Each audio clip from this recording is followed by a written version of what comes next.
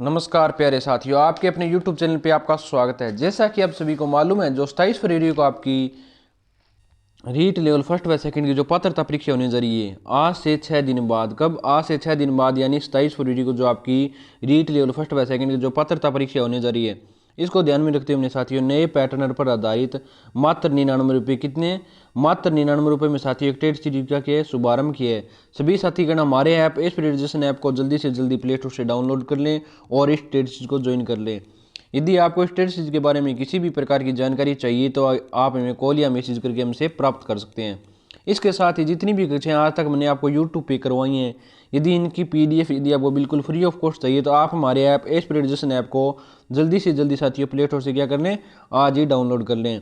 ये क्लास साथियों जो आपकी 27 फरवरी को रीट पात्रता परीक्षा होने जा रही है, उसके लिए क्या होगी, रामबाण सिद्ध होगी। चलते हैं साथियों आज के महत्वपूर्ण क्वेश्चनों की ओर।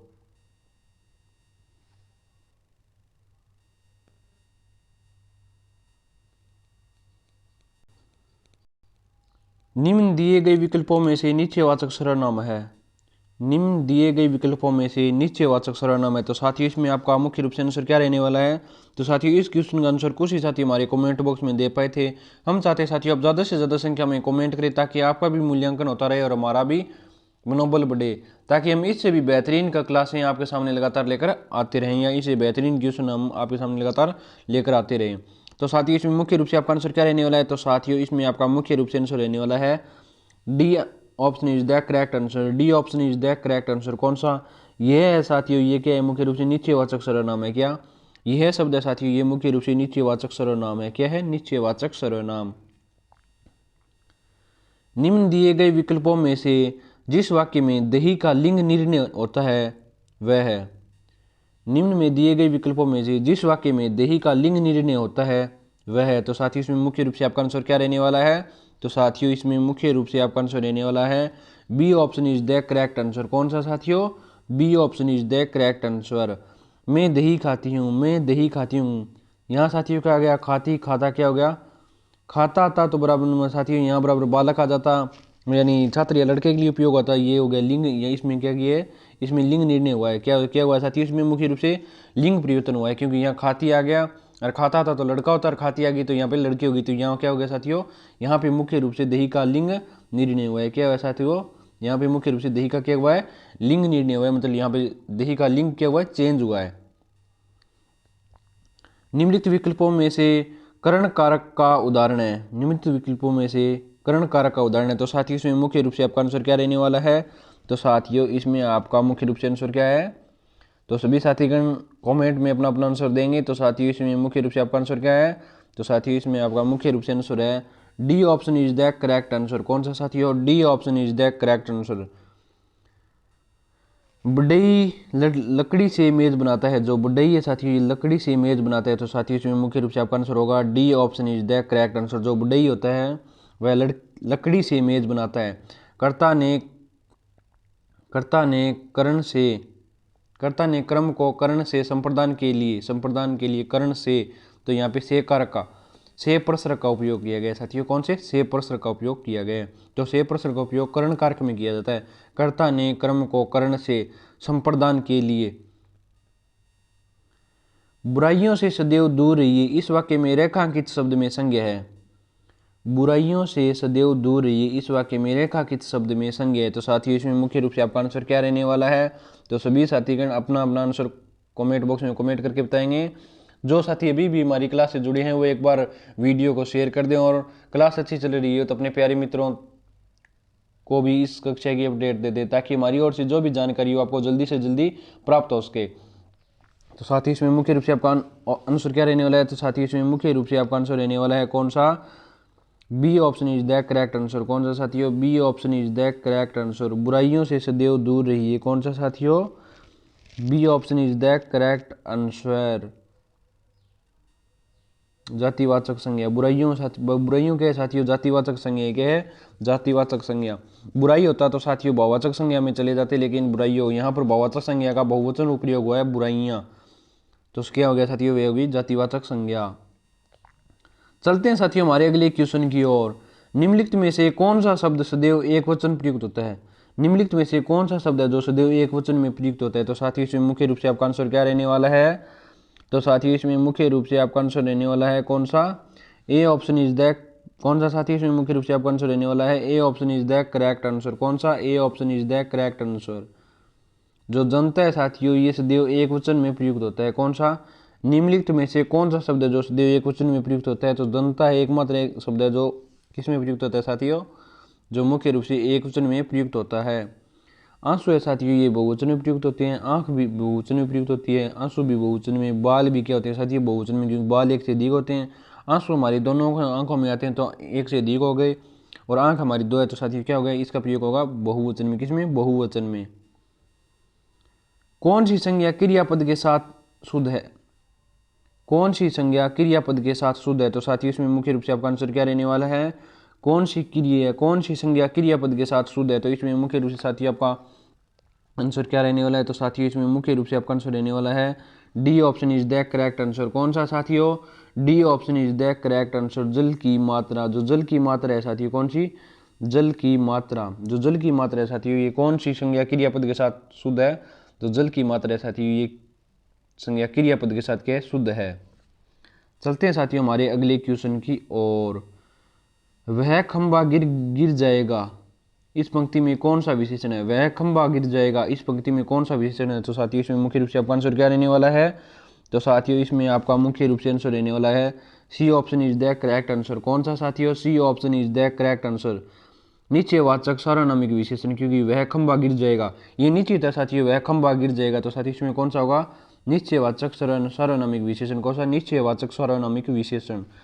यह वह का प्रयोग हो तो साथियों वह कौन से विशेषण में होता है? तो वह साथियों निश्चयवाचक विशेषण में यह वह का प्रयोग, ये वे का प्रयोग किया जाता है।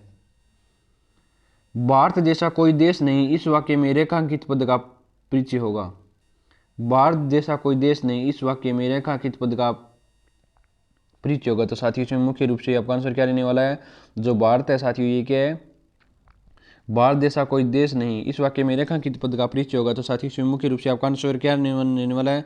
तो सभी साथीगण अपना अपना आंसर कमेंट बॉक्स में बताएंगे। तो साथियों इसमें मुख्य रूप से आपका आंसर क्या रहने वाला है? तो साथियों इसमें आपका मुख्य रूप से आंसर रहने वाला है A option is the correct answer. कौन सा साथियों? A option is the correct answer. साथियों जो भारत है ये क्या? व्यक्तिवाचक संज्ञा है, पुल्लिंग है और एक वचन है। क्या साथियों? पुल्लिंग है और एक वचन है। तो साथियों भारत देश है, व्यक्तिवाचक संज्ञा का शब्द है, पुल्लिंग है और एक वचन है। चलते हैं साथियों हमारे अगले क्वेश्चन की ओर। जहां संज्ञा व सर्वनाम शब्दों का संबंध वाक्य के अन्य शब्दों के साथ प्रकट किया जाए। जहां संज्ञा व सर्वनाम शब्दों का संबंध वाक्य के अन्य शब्दों के साथ स्पष्ट किया जाए या प्रकट किया जाए। तो साथियों इसमें मुख्य रूप से आपका आंसर क्या रहने वाला है?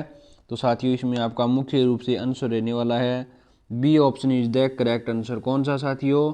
B option is the correct answer. वहाँ संप्रदान कारक होता है, वहाँ संप्रदान कारक होता है। कौन सा साथियों? संप्रदान कारक। कर्ता ने कर्म को करण से संप्रदान के लिए, क्या?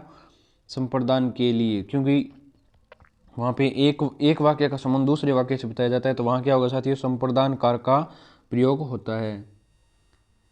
नेताजी ने आज़ाद हिंद फौज का गठन किया इस वाक्य में नेताजी संज्ञा है। नेताजी ने आज़ाद हिंद फौज का गठन किया इस वाक्य में नेताजी संज्ञा है। तो साथियों इसमें मुख्य रूप से आपका आंसर क्या रहने वाला है? तो साथियों नेताजी ने आज़ाद हिंद फौज का गठन किया, यहाँ साथियों होनी तो चाहिए कौन सी संज्ञा? जातिवाचक संज्ञा। लेकिन जातिवाचक संज्ञा का जब कोई शब्द किसी व्यक्ति विशेष के अर्थ में रूढ़ हो जाए तो वहाँ क्या कौन सी संज्ञा होती है साथियों? तो वहाँ संज्ञा होती है साथियों व्यक्तिवाचक संज्ञा। तो साथियों इसमें मुख्य रूप से आपका आंसर क्या रहने वाला है?